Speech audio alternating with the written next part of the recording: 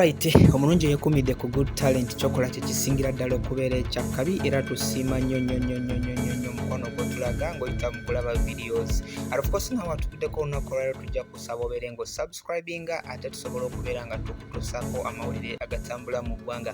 Of course amawulire agaliwo mu ggwanga ge amawulire ag'omugenzi oba kati eyabadde Speaker wa Parliament y'eggwanga Uganda eyatuvudde ku maaso omukulu ono ayitibwa Jacob Oulanyah. Naye nga amawulire genkuleetedde essaawa zino geego amawulire agamwogerakoko ebitonotono. Speaker ono bambi abadde musajja wa talent nnyo era tugenda kubeera nga of course tubaako bye tumanya. Nga bwe nkugambye bannansi bonna abasinga bakyali mu kukungubagira okufa kwa Speaker wa Parliament Jacob Oulanyah. Of course nga yatufuddeko olunaku lwabadde lwaggulo mwena mwabitegedde oluvannyuma lwa President w'eggwanga Uganda okubayo n'akozesa omukutu gwe ogwa Twitter okubeera nga Nteko yayisiza obubaka obubika omukulu ono Jacob Oulanyah. Oulanyah tukitegedde bulungi oba twakitegedde bulungi yafiiridde wali mu ggwanga erya America gye yali addusiddwa okubeera nga nte ajjanjabwa. Wabula olunaku olwaleero olukiiko lwa baminisita lukedde kutuula wali eri mu State House Entebbe okusalawo ku nteekateeka z'okuziika omukulu Jacob Oulanyah.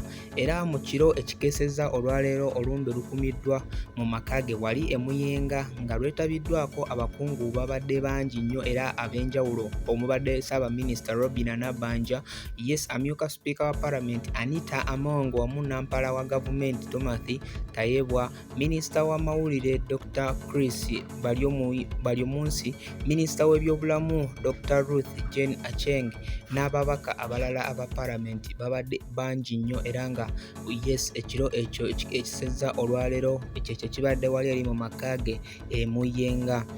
Wabula bino byonna bibadde bigenda mu maaso, ababaka bangi abaweereddwa omukisa okubeera nga babaako kye boogera eri omukulu ono Jacob Oulanyah era nga boogedde kubaddeko omu ku babadde ba mikwano gye nfanfe era ng'abadde mukwano gwa famire era nga omukulu ono naye abadde mukwano gwa Jacob Oulanyah era bwabuweereddwa omukisa guno okwogera omubaka w'eggulu West Martin Ojala agambye nti bafiiriddwa nnyo omuntu ow'enjawulo era omuntu owa talenti n'abeera ng'ayogedde ku bigambo ebikwatagana ku famire nti omukulu Jacob Oulanyah bategedde bulungi nti abasawo babagambye nti Jacob Oulanyah yafudde ekirwadde ekiviiriddeko okubeera ng'afa ye kansa ow'omu lubuto yasobodde okubeera nga amuviirako okufa naye nga wafiiridde alese abaana bana era ng'abaana abo ababiri bali mu ggwanga Uganda abalala bali mu Scotland wamu n'eggwanga erya America.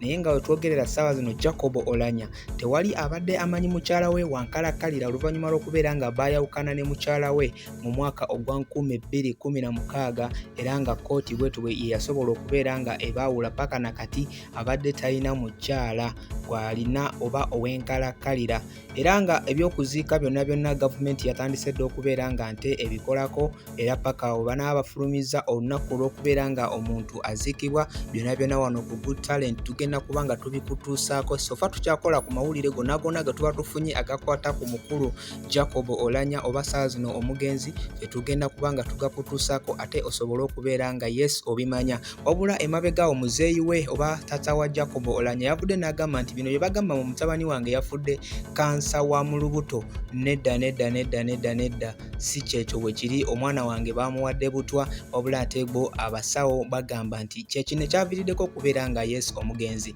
ava mu bulamu bw'ensi eno. Ge gagaliwo for now sigenda kubeera nga nsukawo okujjako okwongera okubeera nga nkukolerako ku bisingako ku gano ate tusobole okubeera nga nabyo tubikutuusako mu budde osobole okubeera nga obimanya. Onawo sigenda kubanga nsukawo okujjako okubeera nga nsaba Mukama Katonda abeere nga akunkuumira. Bye.